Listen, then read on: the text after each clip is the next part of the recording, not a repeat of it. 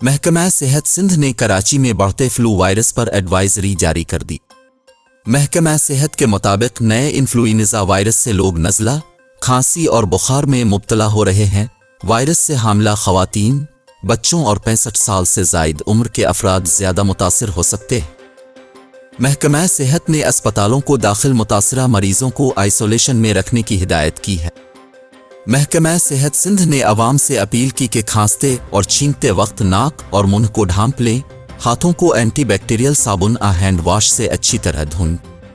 महकमा सेहत का कहना था कि आँख, नाक और मुंह को न छुएं, ग़िज़ाइयत से भरपूर खुराक इस्तेमाल करें, मुनासिब नींद लें और जिस्मानी तौर पर चाको चौबंद रहें।